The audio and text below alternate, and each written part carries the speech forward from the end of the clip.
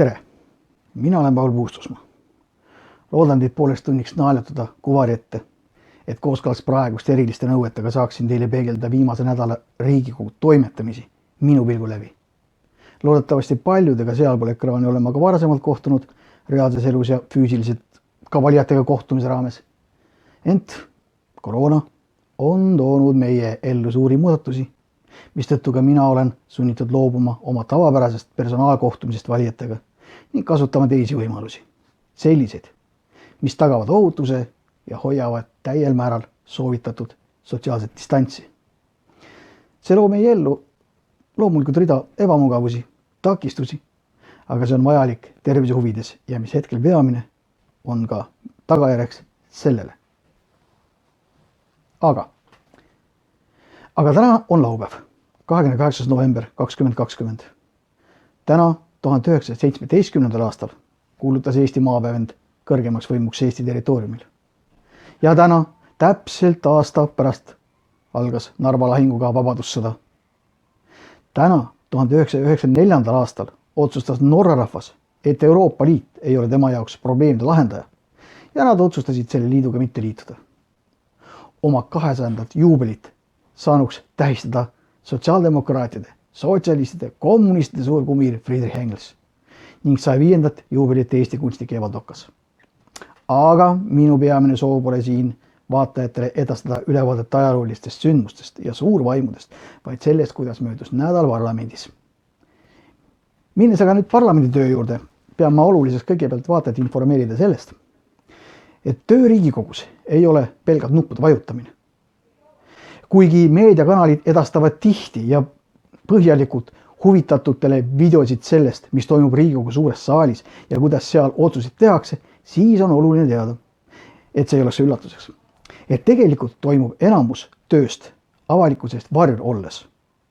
Riigikogu liikmete kabinettides, komisjonides, erinevate parteide kontorites, parlamendi fraktsioonides, kuluaarides, isegi koridorides ja kohvikus. Seal ehk siis 4/5 kogu tööst. Ja vaid 1/5 siis suures laias laastus ehk siis suures saalis, kus sisuliselt nuppudega näidatakse ära varasemalt otsustatu ja ettetantakse avalikkuse jaoks suurt teatrit, poliitilist teatrit. Aga lubage nüüd minna põhiteemade juurde, mis on koha leidnud tänases saates ja peegeldab nädala olulisemaid toimetusi Riigikogus.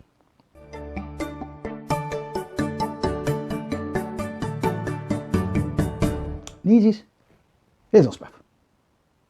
Nagu oodatult algas nädal tormiliselt. See on alati niimoodi. Esmaspäev tõstab tuuled, teisipäev toob tormi, kolmapäev ja neljapäev vaibub see vahelduvaks priisiks. Kõigepealt tõmmati letti rahandusminister Martin Helme, kes kaitses Riigikogu ees esimesel lugemisel erinevaid maksuseadusi, maksuseaduste muudatusi ning tehnilisi ja konventsionaalseid akte. Ühel juhul puudutas see maamaksuseaduse ja maksukorraldusseaduse muutmist, millega lahendatakse praktikas üles kerkinud probleeme, kus maamaksuteadet ei olnud võimalik väljastada maa pärijatele, kes ei ole oma maa omandiõigust kinnistusraamatusse ümber vormistanud. Aga teisel juhul puudutas see topeltmaksustamise vältimise konventsiooni kohaldamist seotud Valgevenega. Nüüd aga selgitaks pisut suures saalis toimuvad üldiselt, seda üldist korda, et rahvas ekraani vaadates ja mind kuulates, uudiseid lugedes aru saaksid, mis nad siis mingi etapp tähendab. Nagu ma juba eelnevalt ütlesin, toimub suur osa tööst vaatajate varjul, kuluaarides, fraktsioonides, koridorides, komisjonides, tubades. Suures saalis loetakse aga igat seadust 3 korda. Ja see on avalikkuse jaoks kindlasti huvitav. Vähemalt selle osa jaoks, keda vastav eelnõu puudutab ja elukondlikult või mingil muul moel mingite õiguste kaudu on temaga seotud. Esimesel lugemisel seadust vaid tutvustatakse, selgitakse sisu ja mõtet, antakse teada, kui kaua on siis aega muudatusettepanekute tegemiseks. Teisel lugemisel on juba saalile esitatud valmis seadus, kuhu on sisse viidud vajalikud parandusettepanekud, mis on komisjonis läbi arutatud. Parandusettepanekuid saalis reeglina eraldi ette ei loeta, sest seda on, nagu ma juba ütlesin, komisjonides tehtud. Ja kui tahetakse, siis saadakse ka teisel lugemisel seadust tagasi lükata, kuid kui läheb edasi, siis loetakse 3. korda seda suures saalis. Aga 3. korral on juba seaduse hääletamine. Nüüd aga siis tagasi esmaspäevaste sündmuste juurde. Õigemini viimase teema juurde esmaspäeval, milleks oli sotsidest Riigikogu liikmete arupärimine Martin Helmelt Eesti Energia aktsiaseltsi tütarettevõtte Enefit Green tegevuse kohta. Kõigepealt selle parlamentaarse vormi arupärimise mõttest ise. Nii et kui Riigikogu kodukorra kohaselt on arupärimine valitsusele või tema liikmetele, ministritele, aga mitte ainult ministritele, vaid ka näiteks Eesti Panga nõukogu esimehele, Eesti Panga presidendile, riigikontrolörile, õiguskantslerile. See on selline esitav küsimus, mis puudutab selle organi või ametiisiku poolt temale kohustuslike õigusaktide ehk siis õiguste ja kohustuste täitmist. Aga praktilises elus on tegemist opositsiooni lahingurelvaga, kus opositsioon teeb kõik võimalikku, et ennast ja oma liikmeid avalikkuse silmis meelepärasena hoida, hiirata oma tarkuse või kavalusega ning kui vähegi võimalik, siis kiusata küsitavat sellisel moel, et saatavate vastuste abil oleks võimalik teha midagigi, mis on kasulik opositsioonile ja kahjulik koalitsioonile. Selline maadlus. See on ka see põhjus, miks nendes küsitlusvoorudes tavaliselt nii vähe. Peaaegu polegi näha küsitlemas koalitsioonisaadikuid, koalitsioonipoliitikuid. Tõsi, aeg-ajalt harva sisaldavad need küsimused ka kuumi päevapoliitilisi teemasid ja ka olulisi asju, aga paraku enamalt mitte, ütleme reeglina mitte. Niisiis, aga läheme nüüd tagasi küsitluse enda juurde ja Martin Helme juurde. Niisiis, arupärimine Eesti Energia aktsiaseltsi tütarettevõtte Enefit Green tegevuse kohta. Rahandusminister Martin Helme vastas küsimustele ammendavalt, enesekindlalt nagu alati, see pole üllatav. Ühes olukorras aga püüdsid sotsid üles ehitada intriigi ning rajada Martini teele lõksu, esitades küsimuse, et miks näitab Eesti Energia riigifirmana halva eeskuju ning rajab Paldiskisse väiketootjatele mõeldud suurema taastuvenergia toetuse abil päikesepargi ning Pärnumaale Tootsi tuulepargi samuti vana toetusskeemi järgi. Aga vaatame olukorda siis lähemalt. Küsimust ja Martin Helme vastust juba järgnevast videost. Ja teeme siis ise oma järeldused.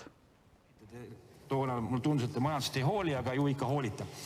Et seda debatti nii saalis kui komisjonis, kui minu arust ka seletuskirjas see meede oli mõeldudki väiketootjatele seda energiajulgeolekut saavutamaks, et seda toodetakse võimalikult paljudes erinevates Eestimaa paikades ja nii edasi.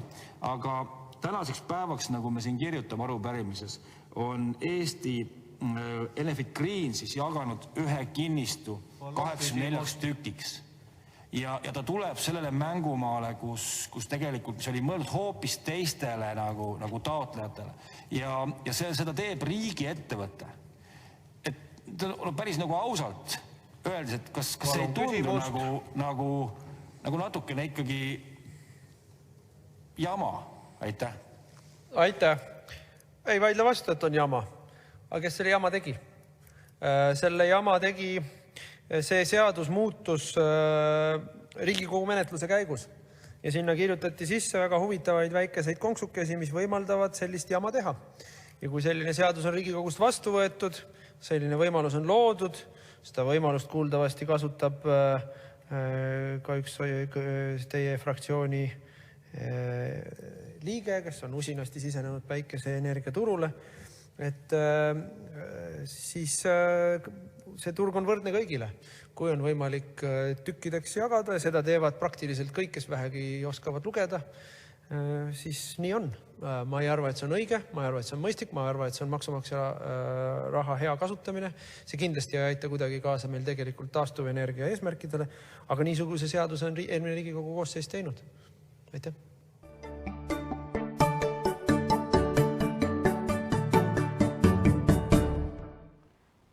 Teisipäevane päev algas silmapaistvalt. Riigikogu pulti tõusis mu kolleeg, EKRE fraktsiooni saadik Kalle Grünthal ja edastas Riigikogule eelnõu, mis näeb ette küsida Eesti Vabariigi kodanike seisukohta, kas president peab olema Eesti rahva poolt valitav.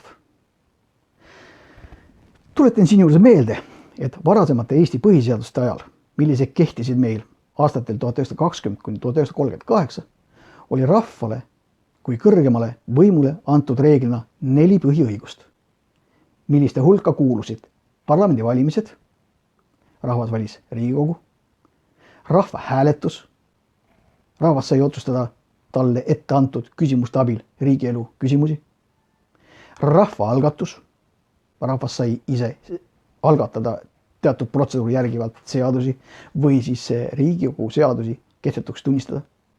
Ning 4. oli presidendi valimine. Rahvas sai ise valida riigi juhti. Aga täna kehtivas põhiseaduses on nendest 4 põhiõigusest alles jäänud vaid 2. Meie põhiseadus usaldab oma rahvast poole vähem, kui usaldati rahvast enne teist maailmast. Paraku nii see on. EKRE poliitika sisuks on alati olnud surve selles suunas, et rahvast rohkem usaldataks ning talle tagastataks ka võõrandatud põhiõigused, eelkõige rahvaalgatus, seaduse algatamise õigus ning presidendi otsevalimine. Paraku me elame seni sellises poliitilises koosluses, kus valitsevad peavoolupoliitikud pigem piiraksid rahva otsustusõigust, kui seda, et laiendaksid neid. EKRE on suunanud siiski nii palju survet olukorrale ja süsteemile endale, et üha enam räägitakse küll rahvaõiguste suurendamisest, kuid käega katsutavat seaduse muutmiseni paraku pole veel jõutud. Liberaalid väidavad samas, et rahvale polegi seda vaja ja rahvas ei tahagi rohkem häält saada. Nende arvates on täiesti piisav, kui põhiseaduses on deklaratsioon rahvast kui kõrgemast võimust, nagu NSV-i ajal, kus samuti konstitutsiooni paragrahv 2 deklareeris, et kõrgem võim kuulub rahvale ja paragrahv 5 ütles seal samas, et tähtsad riigielu küsimusi pannakse rahvahääletusele ehk referendumile. Aga seal oli deklaratsioon. Ja meil on ta hetkel ainult deklaratsioon.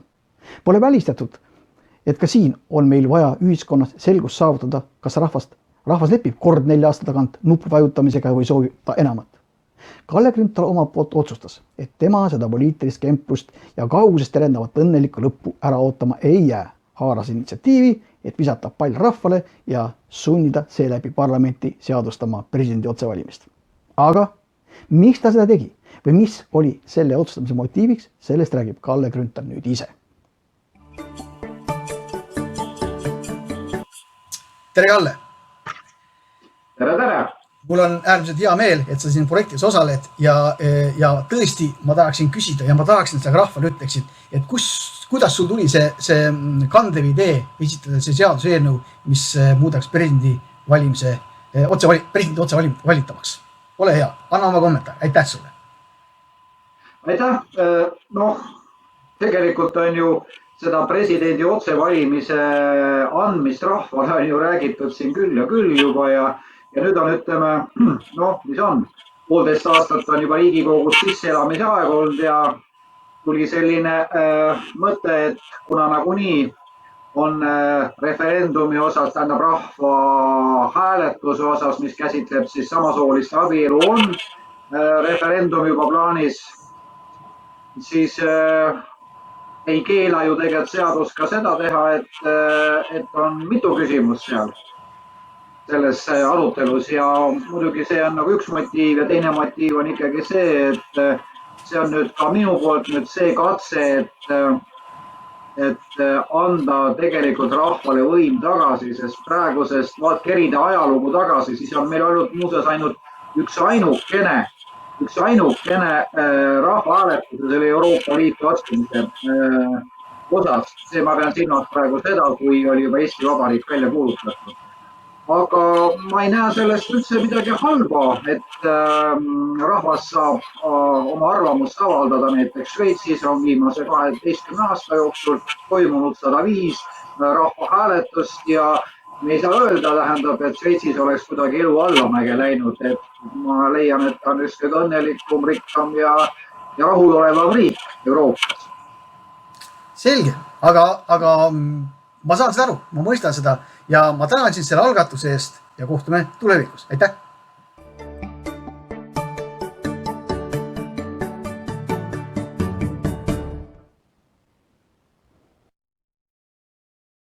rääkides muudest teisipäeval arutusel olnud õigusaktidest, siis olid ehk olulisemad need aktid, millised läbisid teise lugemise edukalt ehk teisisõnu suunati vastuvõtmise järjekorda ja peagi tõenäoliselt siis ka vastu võetakse. Näiteks notariaadiseaduse muutmise seadus. Tavainimese jaoks siin midagi väga olulist ehk pole. Muudatus puudutab notari kandidaate, kes edaspidi peavad alati enne notari koha saamist sooritama eksami. Samuti karmistati rahalisi karistusi notaritele ja kohtutäituritele. Nende süüteo eest ette nähtud trahvimäärasid tõsteti või nende poolt tehtavate süütegude eest trahvimäärasid tõsteti ja viidi samale tasemele advokaatidele ja patendivolinikele määratavate trahvimääradega. Seniselt 6400 eurolt kuni 16 000 euroni.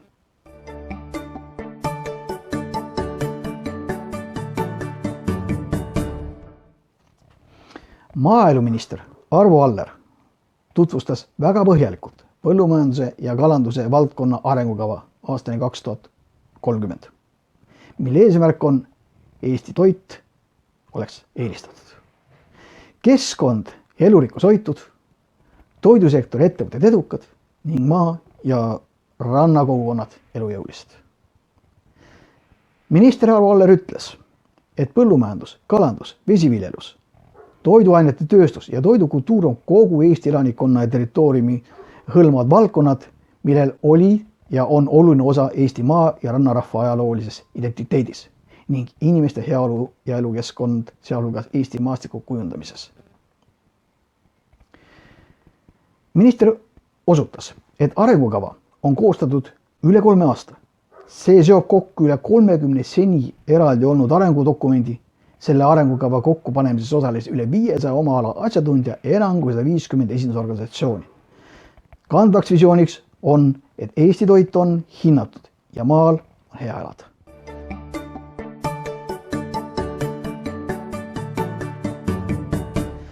Kui ma eelnevalt ütlesin, et olulised on need seadused, millised läbisid teise lugemise ja jõudsid 3. lugemise ootele ehk jõustumise järjekorda, siis siiski ei maksa alahinnata ka neid algatusi, millised tagasi lükati ja miks nad tagasi lükati. Üheks selliseks oli näiteks Kaljulaidi ja sotsialistide poolt esitatud ühine eelnõu töötuskindlustuse seaduse muutmiseks, eesmärgiga laiendada töötuskindlustushüvitise saajate ringi ning millega soovita just nagu tõsta töötuskindlustushüvitise suurust. Tegemist oli tüüpilise lähenemisega seadusloomele, vasakpoolne, populistlik, pinnapealne ja ürgpidev. Tuletan siinjuures meelde, et esimese otsimise peale on võimalik leida härra Google'i abil sotside algatust aastast 2004, see on siis 16 aastat tagasi, kus samuti on esitatud taotlus laiendada töötuskindlustushüvitise saajate ringi ning tõsta töötuskindlustushüvitise suurust. See on pidev näiline võitlus töölisklassi huvidest, nagu nad seda on teinud juba viimased 200 aastat. Pinnapealsuse tunnuseks on selle eelnõu majandusliku ja rahalises osas täielik läbimõtlematus ja segadus selles, mis osas ma esitaksin ühe näite küsimuse näol, kus ma parasjagu ka saalis olin. Lugupeetud ettekandja, teile on ka küsimusi. Paul Puustusmaa, palun. Suur aitäh, hea ettekandja. Minu jaoks on ikka suurt segadust tekitab selle kulud. Hetk tagasi ütlesite, et komisjonis arutasite, et rakendamise kulu on 42 miljonit. No siin eile oli juttu ka selles, et saajate ringi laiendamise kulu on 88 miljonit. No siin on veel juttu eraldi aastal 20 on 29 miljonit ja 21-24 miljonit. Kokku teeb see ringi 130 miljonit, aga ma ikkagi küsin, et seesama 88 miljonit, mis on rakendamise kulu või laiendamise kulu, et kui pika perioodi peale on seda siis ette nähtud? Aitäh, ega veel kord ma ütlen, need algandmed ja sõltuvus ka sellest, et millal seda eelnõud rakendama hakatakse, seetõttu ka need algandmed võivad erineda nii Vabariigi Valitsusele antud arvamuse osas, nii ka eelnõu algataja suhtes ja osas, nii et ma arvan, et seetõttu see erinevus on ja neid numbreid mina ei oskagi ka siit poolt päris täpselt kommenteerida. Aga eelnõu seletuskirjas on tõepoolest ühed numbrid ja Vabariigi Valitsuse vastuses on teised numbrid, aga nii nagu ma oma ülevaates ka ütlesin, mulle tundub, et mõlemid ja need algandmed on väga erinevad. Komisjon tegi ettepaneku selline eelnõu tagasi lükata ja parlamendi suure saali poolt seda mõttekat toetati. eelnõu lükati tagasi. Peatükk suleti.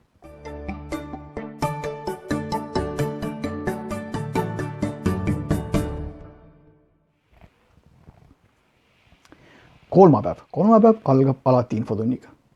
See on taas võimalus hiilata opositsioonil. Nemad konstrueerivad lõkse ja püüavad infotunnis tõestada avalikkusele, kui palju on nad ikka paremad kui koalitsioon ning mida kõike halba nad valitsuse juures leidnud on. Põhimõtteliselt on kõik infotunnid üks suur poliitilise populismi näitelava.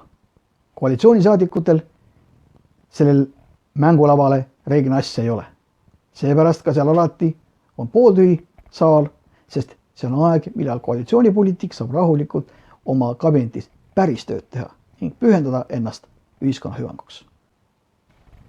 Istung algas pisut tavapäratult, sest vannet rahvale ja riigile tuli andma uus värske minister. Riigihaldusminister Anneli Ott Keskerakonnast, kes seni juhtis Riigikogu Euroopa asjade komisjoni. Päris istungi osa jätkus kõigepealt sealt, kus ta eelmisel õhtul pooleli jäi ning kus vaagiti Reformierakonna poolt algatatud riigieelarve seaduse muutmist. See on selline püha tegevus, mida idee järgi soovivad kõik fraktsioonid, sest kujutage ette olukorda, et me peame Riigikogu liikmetena vaagima ja otsustama riigieelarve seaduse näol mõne leheküljelist seadust, mille põhisisu on hoopis seaduse seletuskirjas, mis omakorda on paks kui Jumala oma on, enam kui 400 lehekülge. Sogane vesi, sügav põhi. See seadus vajab hädasti juurde loogilist lähenemist, süsteemsust ning läbipaistvust.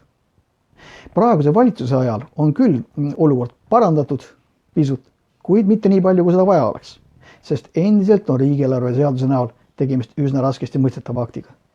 Siin on iga mõistlik initsiatiiv hea. Nii on rahandusminister Helme tegelemas riigieelarve seaduse totaalse revisjoniga, kuid kaua see aega võtab, millal see valmis saab, pole teada. EKRE fraktsiooni liige Peeter Ernits on loonud selle tarbeks Riigikogus riigieelarve arusaadavaks muutmise toetusrühma ja valitsus on alustanud seaduse muudatuste läbitöötamisega.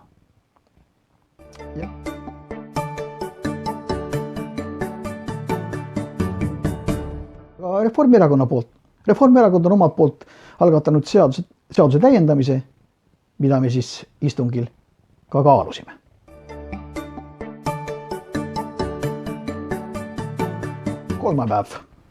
Kolmapäev on traditsiooniliselt see päev, millal toimuvad niinimetatud kolmandad lugemised ehk seaduste vastuvõtmised, millised on eelnevad läbinud kogu Riigikogu kadalipu.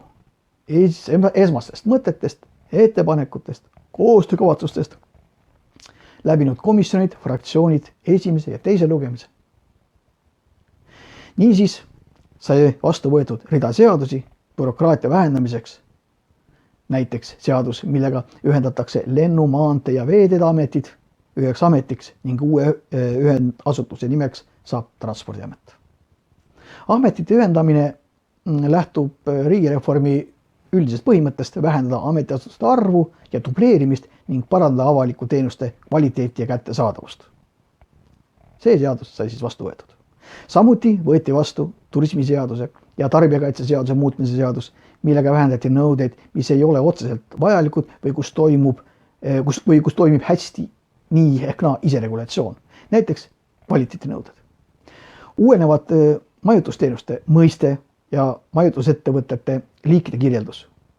Muudatuste tulemusel muutusid majutusteenuste osutamisele esitatud reeglid paindlikumaks, vähendati nõuete arvu ning vähendati ka kulusid nõuete täitmiseks. Teine suurem muudatus oli see, et majutusettevõtete tärnidega seonduv jääb sektori enda kujundada. Jagamismajandusele ei kehtestata erireegleid, vaid lähtutakse põhimõttest, et nõuded kehtivad ühteviisi kõikidele ettevõtjatele. Samuti võimaldatakse selle uue seaduse kohaselt majutusasutustel külastajaid elektrooniliselt registreerida ja kaotatakse külastajakaartide paberikujul säilitamise kohustus. Vähem bürokraatiat, hüvaks ühiskonnale. Päeva lõpusaluudiks sai aga Riigikogu otsuse, riigi pikaajalise arengustrateegia Eesti 2035 esimene lugemine, millest pikemalt on mõistlik muidugi rääkida siis, kui ta lõpuks vastu võetakse. Aga ma pean vajalikuks kohe rõhutada, et tegemist on strateegilise olulise alusdokumendiga, millesse on kätketud ka arenguvisioon rahva suuremaks kaasamiseks riigipoliitikasse, suundumus otsedemokraatia ning rahvaalgatuse lätetele.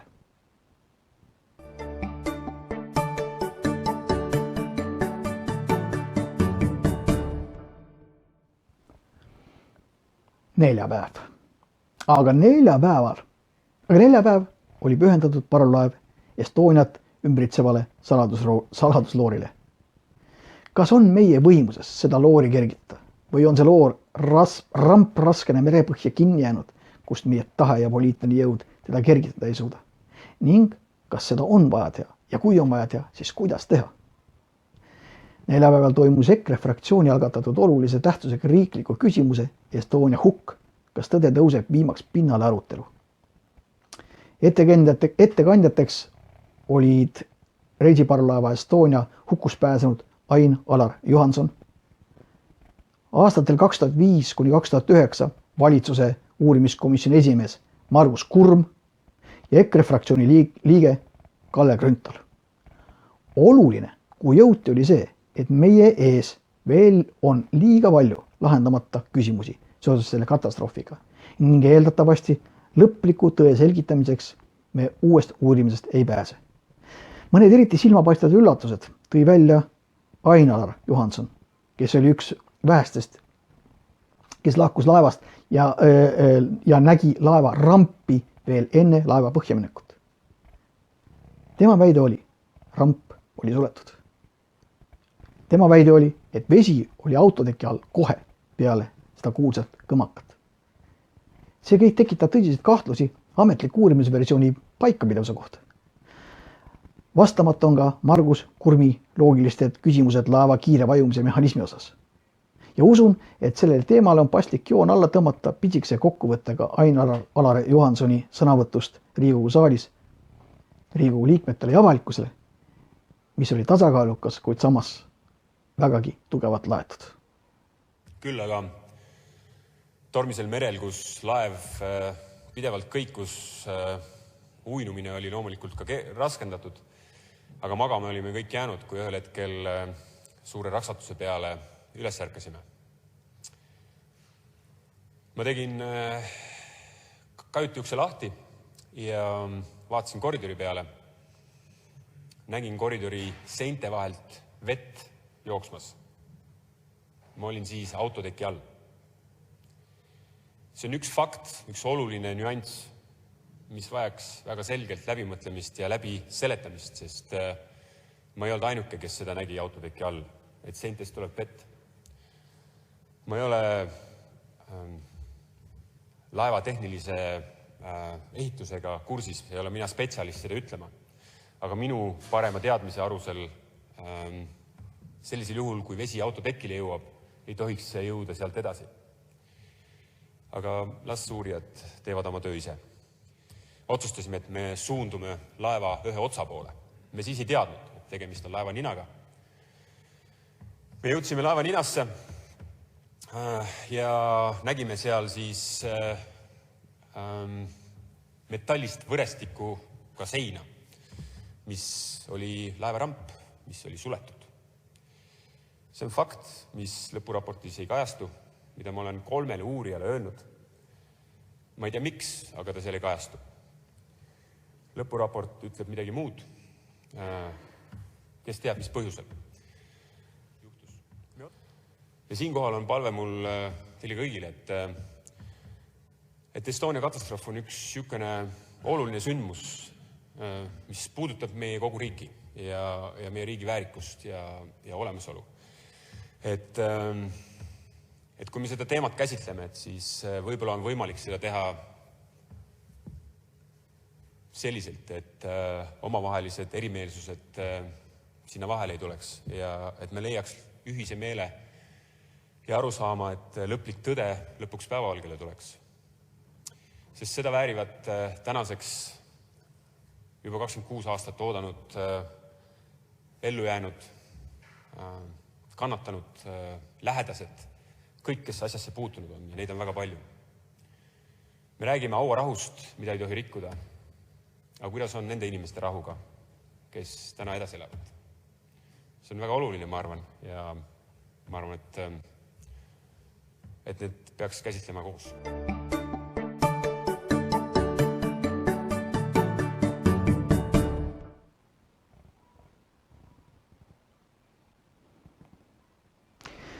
See oli siis meie esimene videokohtumine selles formaadis, aga ei tähenda, et viimane. Edaspidise huvides ma kordan üle oma e-aadressi, kuhu saaksite saata küsimusi, soove ja soovitusi, et siis virtuaalseid kohtumisi teha haaramaks ja sisukamaks. Selleks on paul.puustusmaa@riigikogu.ee. Aga meil on nüüd aeg lõpetada, et kohtuda järgmisel korral juba uute sõnumite ning ülevaadatega. Mina olen Paul Puustusmaa, see oli Parlamendi peegel. Aga tänan kõiki vaatajaid. Kohtumiseni.